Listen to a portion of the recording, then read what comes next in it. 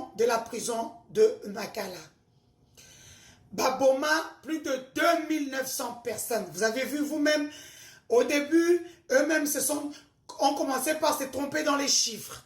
Le gouvernement a annoncé 2, un ministre annonce 2, un autre ministre vient annoncer 129, donc en soi, selon les ONG des droits de l'homme en République démocratique du Congo, je citerai ici la fondation Bill Clinton, entre autres, c'est plus de 2900 personnes au Yoba Boma dans la prison de Makala.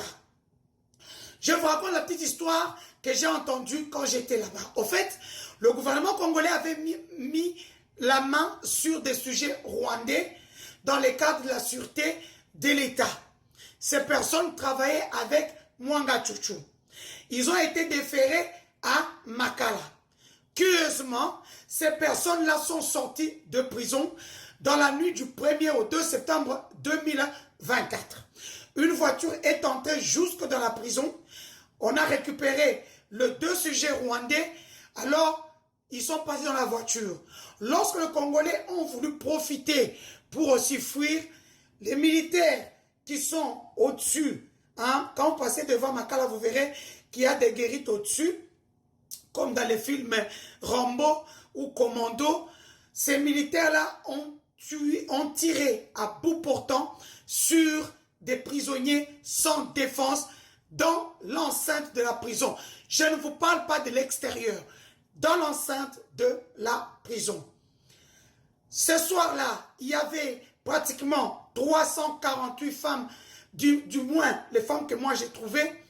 Vu que j'ai resté avec la secrétaire du pavillon 9, j'ai même récupéré leurs identités.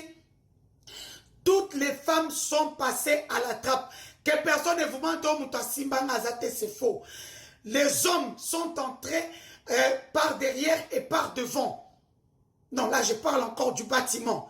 Et à l'intérieur, on a récupéré même des enfants qui accompagnent les femmes en prison.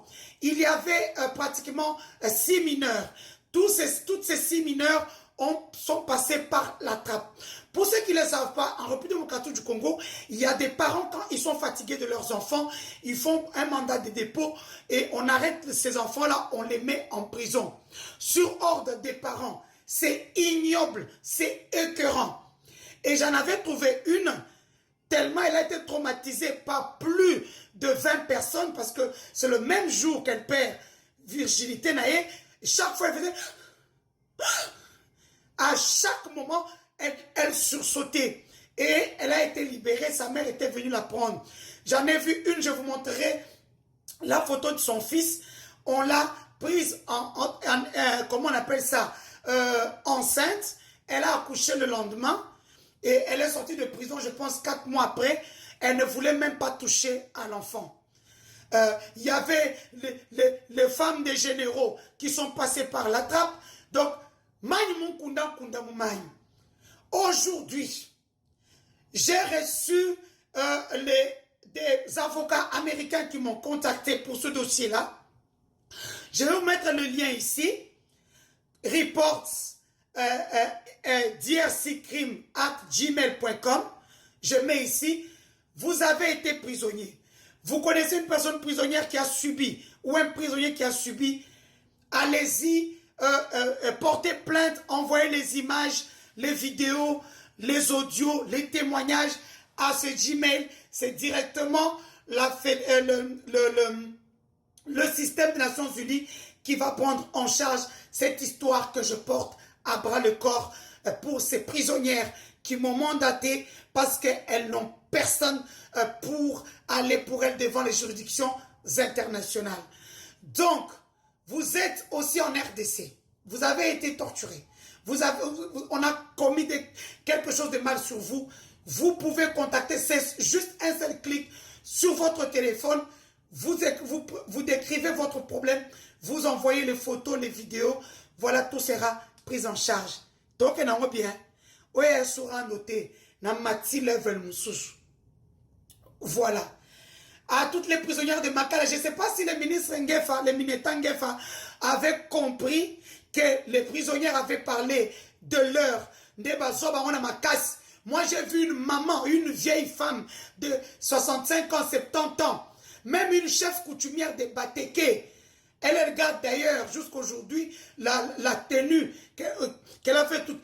La petite, vous voyez quand Dapassi, la deuxième prisonnière, parle, la fille qui est derrière, elle, on avait fini avec elle dans le pavillon, on l'a ramenée là-bas au pavillon 4.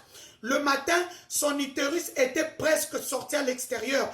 Elle ne pouvait même pas marcher. Mais vous vous rendez compte que jusqu'aujourd'hui, le gouvernement garde ces filles-là en prison. Bilo Kokoliez à la carte. Ministre Nguefa, on t'a menti. Cette dame-là, d'ailleurs, elle a des dépôts partout, à Kingasani, à Massina. Elle-même, elle vend le haricot. Moi, j'ai acheté le haricot là-bas, j'ai donné aux gens à l'extérieur. Le copo haricot qu'on a, c'est 1000 francs. Le poulet, c'est 3000, 3500 francs. Donc, ils prennent ça, ils vous revendent, vous donnez aux gens, bien vous envoyez aux familles. Moi, j'ai même vu une détenue qui a ouvert tout qui a ouvert tout un dépôt à Nani, Jocelyn. Elle vend les haricots de la prison et le loso de la prison. Donc voilà. Souvent quand ils sortent ça, ce sont des maîtresses ou des gens qui travaillent là-bas, qui récupèrent, qui donnent chez les Warakia en face. Et c'est de là que toutes ces opérations-là se passent. Ok? Les hommes mangent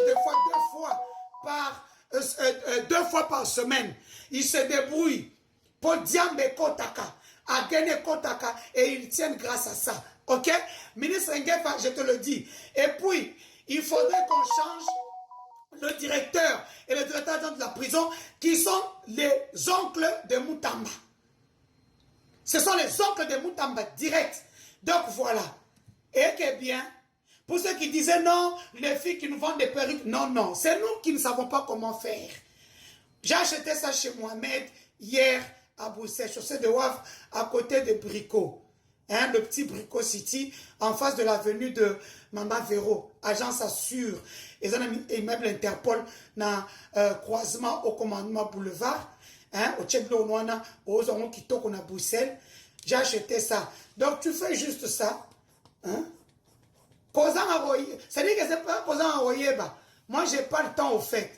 Nous, à Kim, tu mets ça au salon, bah, ça le chaud, hein, 5 €, 10 € et tout ça. La petite quelqu'un vient et puis même, à Osalon, on a tu fais juste ça, c'est de la mousse, et puis, et c'est là qui toque.